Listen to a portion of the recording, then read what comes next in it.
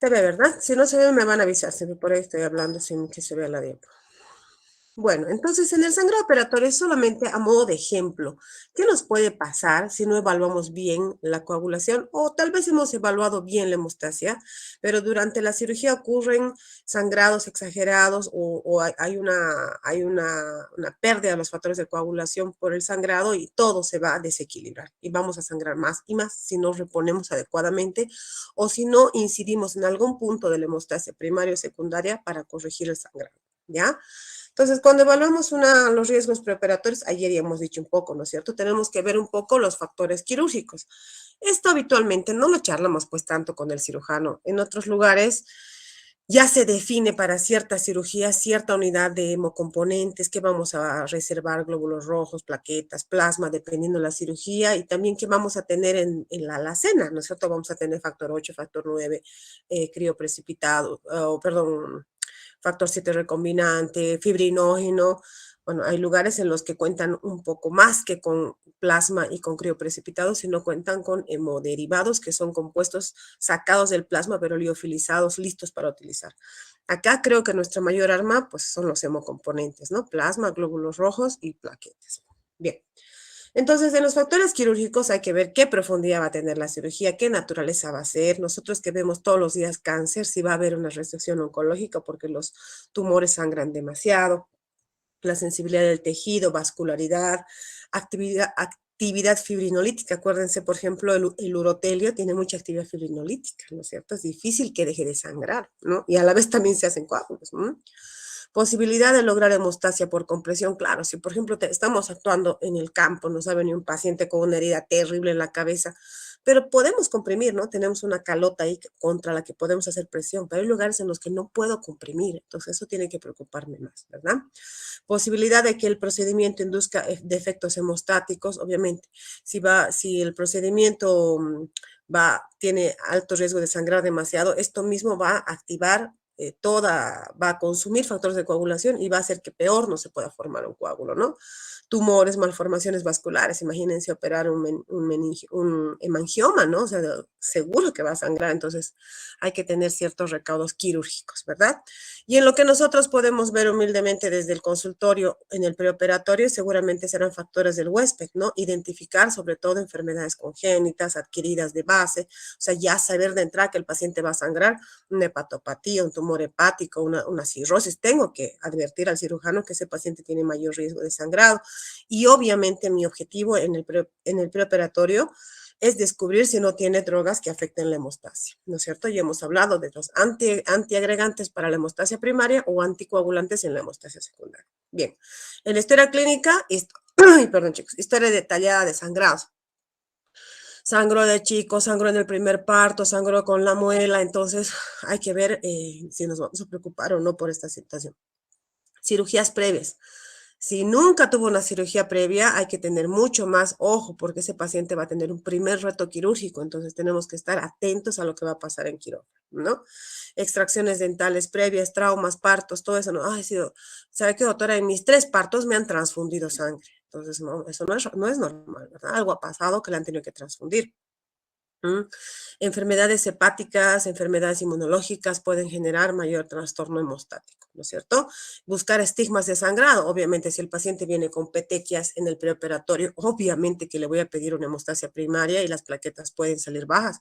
Y aunque no salgan bajas, me va a preocupar una púrpura, ¿no? ¿Cómo va a ir a una cirugía con una púrpura? Bien, tengo que investigar si este paciente toma aspirineta, en realidad, ¿no es cierto? Aspirina de 100 miligramos, la cual debo suspender por lo menos 5 días. Las guías dicen 3 ahora, pero no, nadie se anima antes de los 5 días para que pierda su acción. La warfarina, que es un anticoagulante, incide en la vía extrínseca, cuyo factor más importante es el factor 7, vitamina K dependiente. Por eso la warfarina es un inhibidor de los vitamina K dependientes. Tarda en iniciar su acción 3 días y también tarda 3 días en no tener acción. Es decir, si yo suspendo y mañana lo meto a cirugía, igual va a sangrar, porque necesita 3 días para para no tener acción, ¿verdad? El clopidogrel, el pasugrel, todos estos son antiagregantes plaquetarios, ¿no es cierto? Los usan mucho en contextos cardíacos, cuando el paciente ha tenido un infarto, le ponen un stent y luego tenemos que evitar que el stent se trombose o que haya otra isquemia miocárdica, el más indicado son los antiagregantes plaquetarios, tal vez más que los anticoagulantes como tal, pero a la vez también necesitan más tiempo para dejar de actuar y son pacientes de riesgo. Por ejemplo, si un paciente que le han puesto recién un stent que está anticoagulado y antiagregado se cae, puede tener no solamente un chinchón, ¿no es cierto? Puede tener una hemorragia cerebral. Bien, entonces todo esto hay que averiguar antes de la cirugía.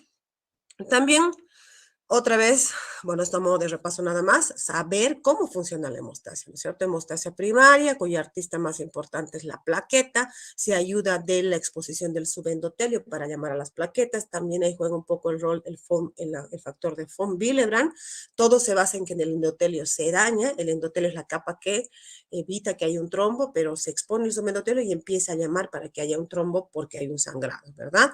Entonces la hemostasia primaria se accede a través del conteo de plaquetas de un hemograma y como no puedo ver exactamente la función plaquetaria, tengo que hacer un tiempo de sangría al menos subjetivo para que yo pueda ver si podría estar bien la hemostasia primaria y entonces tiempo de sangría y hemograma para conteo numérico de las plaquetas. Bien.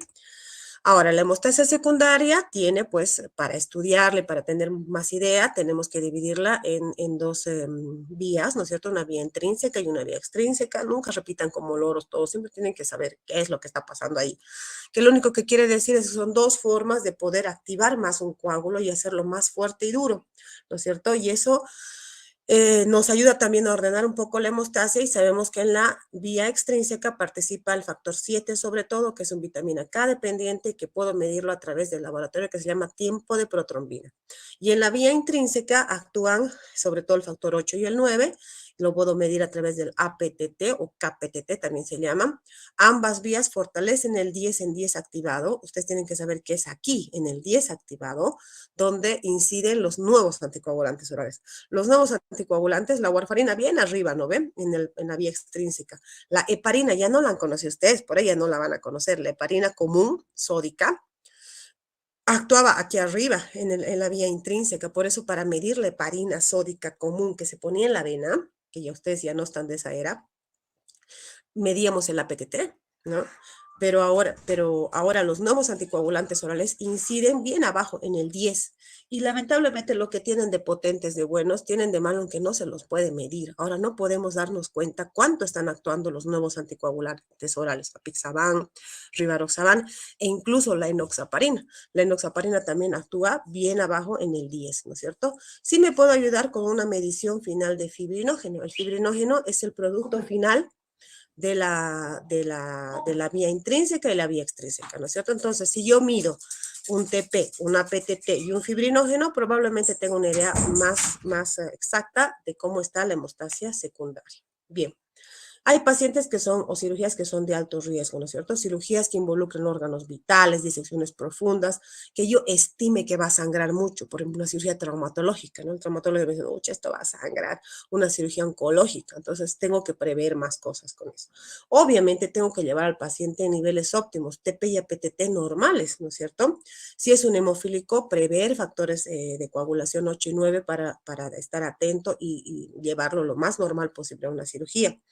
Que el fibrinógeno esté mayor a 100, porque eso me dice que puede lograr formar un coágulo, ¿no es cierto? Y las plaquetas, se dice que casi todas las cirugías se pueden hacer con plaquetas mayor a 50,000, aunque hay cirugías de muy alto riesgo que deben tener más de 100,000 plaquetas, sobre todo las cirugías cerebrales, oculares y también las cardíacas, ¿no es cierto? En todo caso. Bien. Bien, entonces, debo evaluar exhaustivamente que no tome todos estos elementos nuevamente, ¿no es cierto? Debo suspenderlos determinados tiempos antes de la cirugía, eso no lo vamos a hacer. Bien, entonces, la hemorragia intraoperatoria puede ser por una hemostasia local inadecuada, o sea, yo le he mandado bien, el paciente tiene buena hemostasia, pero no están logrando hacer hemostasia en todos los puntos que traumatizan. Y eso puede darnos un sangrado en APA y hay que empezar a cerrar, ¿no es cierto? Puede ser un defecto quirúrgico también, puede ser un tejido que es muy friable, un tejido urinario, puede ser un un cáncer, ¿no es cierto? Y también ya que definitivamente el cirujano está haciendo todo lo que puede, la cirugía no es tan compleja, pero tiene defectos de la coagulación y entonces ahí sí va a sangrar también, ¿ya? Entonces la acumulación de acidosis, hipotermia, daño plaquetario, pérdida de los factores de coagulación, fibrinólisis nos va a llevar a un sangrado masivo y nos puede llevar a un choque hemorrágico. Otra vez esto para que vean que no están tan fregados ustedes, en otros lados es más difícil la coagulación. Bien, entonces cuando hay un contexto de sangrado, en cualquier escenario, puede ser una emergencia con un paciente apuñalado, puede ser un accidente de auto, puede ser un aborto, puede ser un quirófano donde está el paciente sangrado desde el minuto cero, ya llevan 20 minutos de cirugía y el paciente ha sangrado muchísimo. Va a haber siempre un conflicto porque nadie va a querer, es decir, nadie va a poder solucionar solito lo que está sucediendo. Lado, el anestesiólogo lo está sosteniendo con volumen, está tratando de mantener la presión, el terapista no lo va a recibir si no lo tienen estable, el hemoterapista ya no tiene más hemocomponentes, por ejemplo, entonces hay que razonar un poco y ver en qué podemos ayudar y bueno, ahí también está metido el hematólogo, porque el hematólogo pues tiene también esto de hemoterapia, ¿verdad? Y de manejo de los elementos que mejoran la hemostasia. Vamos a ver que por eso el choque hemorrágico es un escenario muy complicado, chicos. Vamos a tratar de verlo cuando llevemos transfusión, porque es medio largo transfusión, pero el choque hemorrágico, el diagnóstico de choque hemorrágico desencadena lo que se llama transfusión masiva. O sea, el lema de la transfusión es no, si no hace falta, no transfundas, ya lo vamos a ver el viernes, ¿no es cierto? La mejor transfusión es la que no se hace, porque la transfusión tiene, pues, acarrea otros problemas de origen inmunológico, infeccioso. El único contexto en el que decimos transfundan a mansalva es el choque hemorrágico, ¿no es cierto? Cuando se ha diagnosticado un choque hemorrágico, debe desencadenarse la transfusión masiva. ¿Qué quiere decir transfundir? Glóbulos rojos, plaquetas y plasma de manera continua hasta que el paciente fallezca o salga adelante. ¿Me entienden? Entonces vamos a tratar de ver ese contexto de choque hemorrágico en la, en la cirugía, digo, en la clase del viernes, ¿ya? Pero tienen que saber que el choque hemorrágico es una indicación de transfusión masiva. ¿Cómo se diagnostica? Es un poco complicado, ¿no es cierto? Se dice que si ha sangrado más de 3 litros, ¿cómo voy a saber si ha sangrado más de 3 litros? Estoy viendo un paciente que viene accidentado con la cabeza sangrando, es difícil que me dé cuenta. Hay parámetros clínicos simples, 3 parámetros clínicos simples para saber si mi paciente está realmente en riesgo de choque hemorrágico. Presión sistólica menos de 90, frecuencia cardíaca más de 120, 4, perdón, lesión penetrante, o sea, una cirugía, una bala, un cuchillo, lesión penetrante y evidencia de líquido libre en cavidad abdominal. Para eso todos debemos aprender a hacer ecografía. La ecografía es un signo vital más en la emergencia y debemos saber reconocer por lo menos sólido de líquido de sangre. Eso es lo primero que tienen que aprender cuando estén frente a un ecografista para que les enseñe.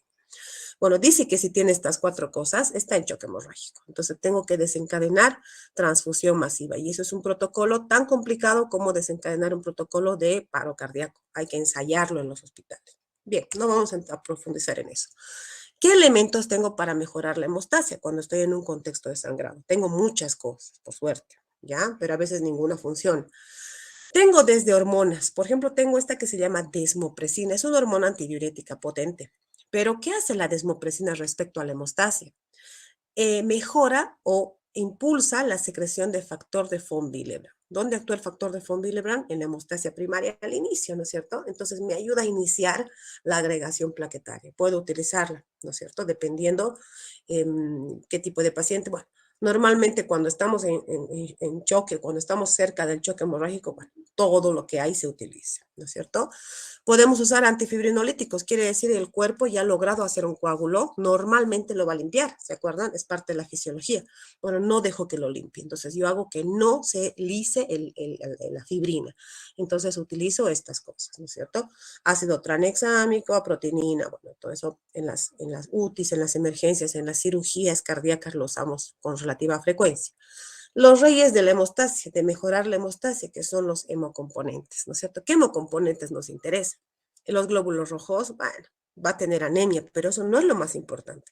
Si solamente transfundo glóbulos rojos, lo único que voy a lograr es seguir diluyendo esa hemostasia y es como una limonada, ¿no es cierto? Si a la limonada le sigo echando agua, vas a ver menos a limón, ¿no es cierto? Entonces es lo mismo con los hemocomponentes. Si la tendencia es que cuando el paciente está sangrando, piden concentrado de glóbulos rojos, ¿no es cierto? Sin embargo, lo que está faltando no son los glóbulos rojos solamente, tal vez son los menos importantes. Lo que más está faltando son los factores de coagulación para la hemostasia secundaria y primaria. ¿Y dónde están los factores de coagulación? Los factores de coagulación del 1 al 13 para la hemostasia secundaria vía intrínseca y vía extrínseca están en el plasma fresco congelado y en el crío precipitado más concentrado. Y para mejorar la hemostasia primaria tengo el concentrado plaquetario, ¿verdad? Entonces, estos para nosotros en Bolivia, donde no tenemos tanta afluencia de este otro tipo de hemoderivados, los hemocomponentes son importantes. Nos manejamos con eso en las cirugías de riesgo y en los pacientes de riesgo, ¿ya? Luego tenemos hemoderivados. Estos hemoderivados vienen también del plasma de la gente. No es que hoy por hoy no se puede fabricar sangre, chicos. No se puede, por más que hagamos química, nadie ha fabricado sangre. Todos los elementos de la sangre vienen del plasma de la gente. Solo que hay fábricas o plantas procesadoras de grandes cantidades de plasma remanente de los bancos en todo el mundo.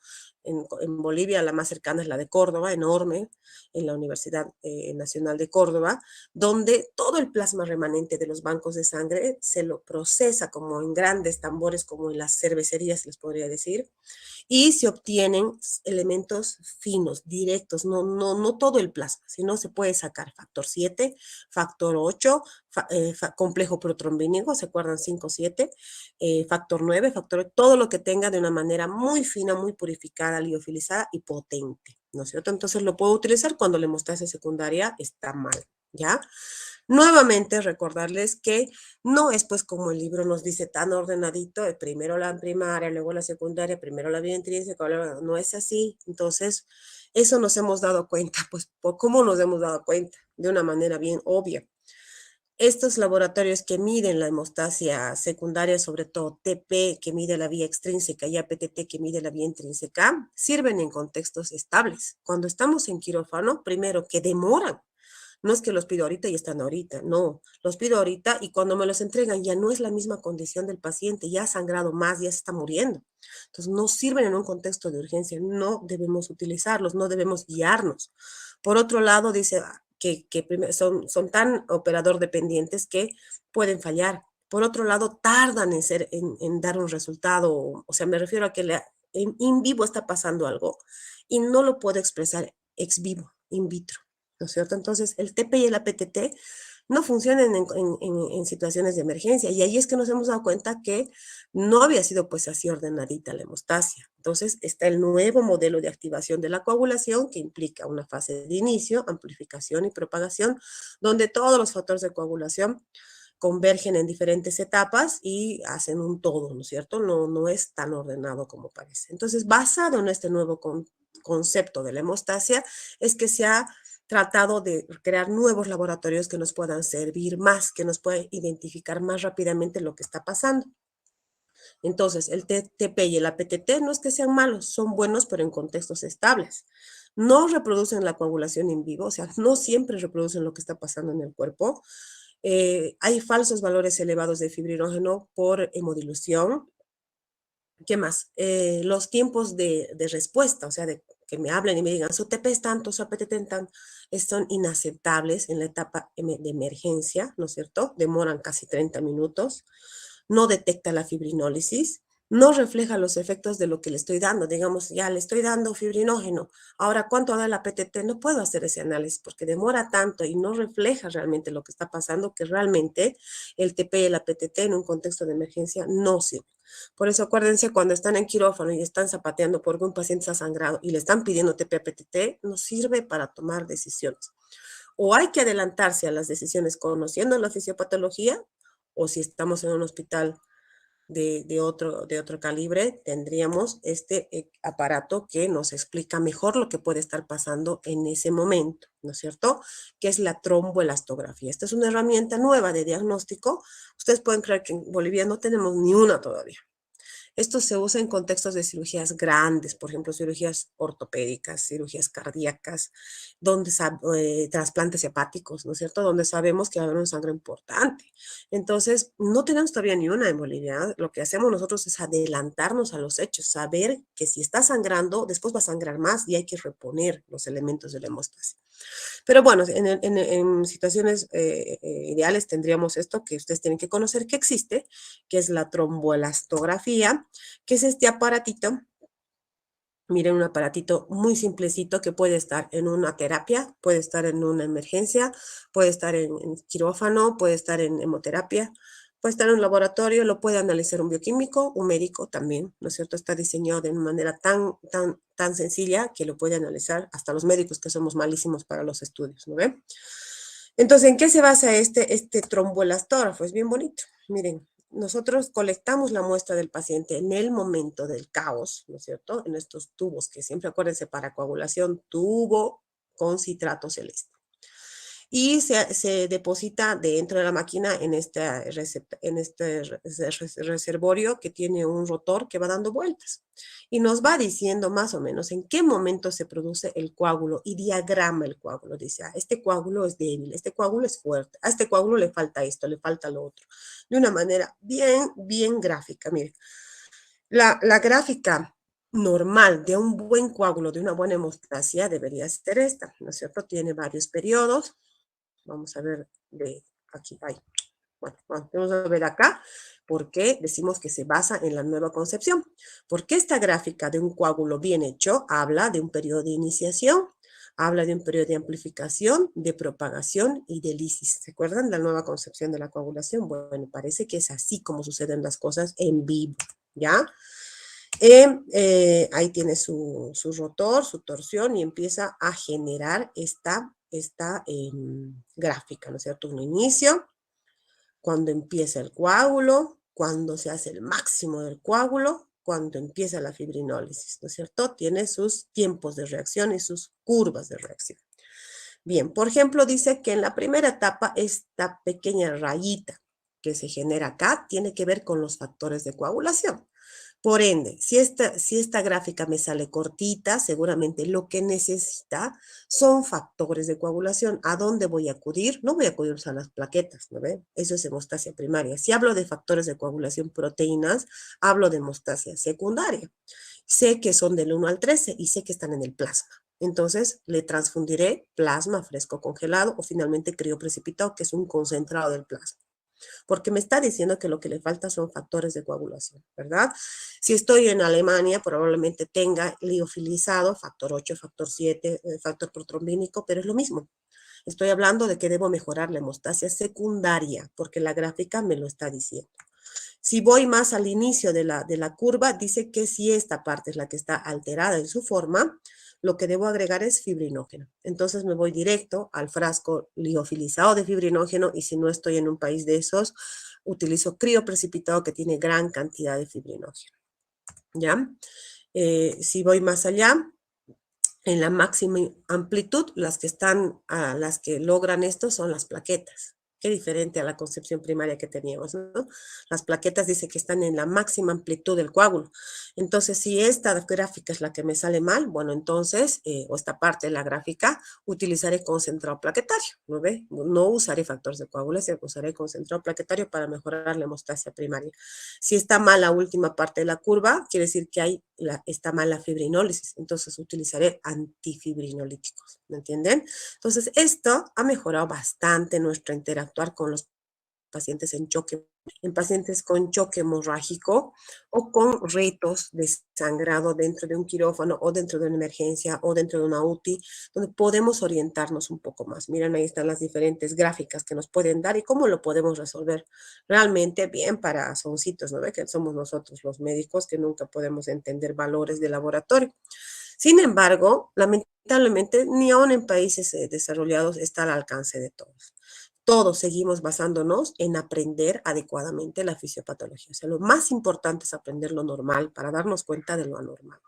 Entonces, cuando un paciente empieza a sangrar, de más. Por ejemplo, me están llamando de quirófano diciéndome este paciente ya está sangrando media hora, ya perdió tanta sangre. Entonces, yo ya sé que ese paciente no necesita solamente glóbulos rojos. Por ahí me pide glóbulos rojos el cirujano, pero yo le voy a pasar factores de coagulación para mejorar la hemostasia secundaria y si tengo plaquetas para mejorar la hemostasia primaria, porque entiendo que todos sus factores se están perdiendo y no tiene con qué hacer un coágulo, ¿me entienden? Más allá de que está anémico y se está choqueando, ¿verdad?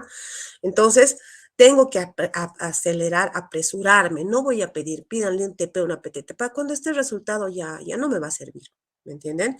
Eso es un poco lo que a veces no terminamos de comprendernos, clínicos con quirúrgicos, pero cada vez más estas charlas, por ejemplo, yo les doy mucho a los anestesiólogos, que son los que tienen el control dentro de un quirófano, y ustedes como estudiantes tienen que conocerlo, ¿no es cierto? Son conceptos básicos de solucionar una hemorragia o una alteración de la coagulación hacia el sangrado, ¿ya?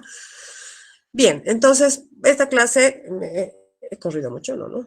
Uy, sí, chicos, he corrido muchísimo. Bueno, esta clase, básicamente quiero reforzar un poco eso, la hemostasia cuando va hacia el sangrado, de qué elementos puedo contar, ¿no es cierto? La siguiente clase vamos a hacer otra cosa bien cortita que es qué pasa cuando hay trombosis, al contrario, ¿no es cierto? ¿Cuáles son los factores de riesgo para la trombosis y qué debo hacer para evitar la trombosis o para prevenirla? Y vamos a enganchar con púrpuras el día jueves.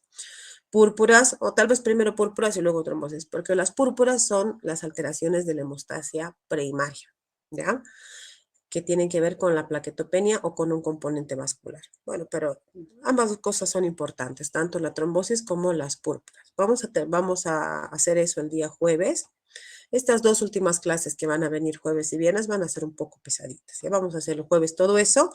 Y el día viernes voy a también llamar a mis residentes porque nunca está de más volver a tocar ese tema que es hemoterapia. El día viernes vamos a hacer una clase un poco larga de hemoterapia. ¿Cuándo debo usar glóbulos rojos? ¿Cuándo plasma? ¿Cuándo plaquetas? ¿Cómo se indica? ¿Cómo se administra? ¿Cómo se preserva?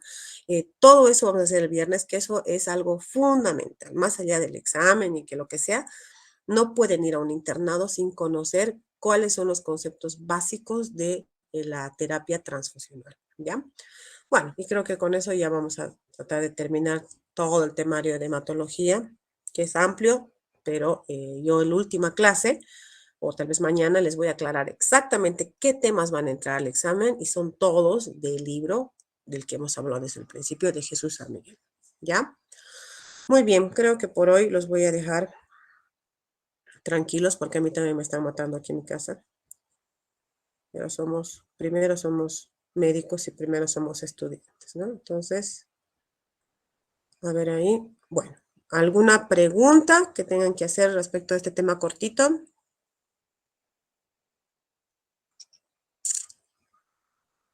¿Está todo claro?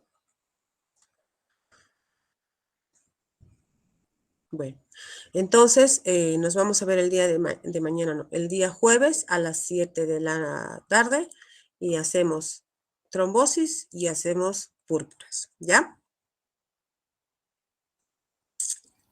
Muy Está bien. bien, doctora. Muy bien, doctora, gracias. Gracias, Chao, chicos. doctor. Cuídense. Muchas Chao. Muy bien, doctora. gracias. Descansen. Chao, chicos.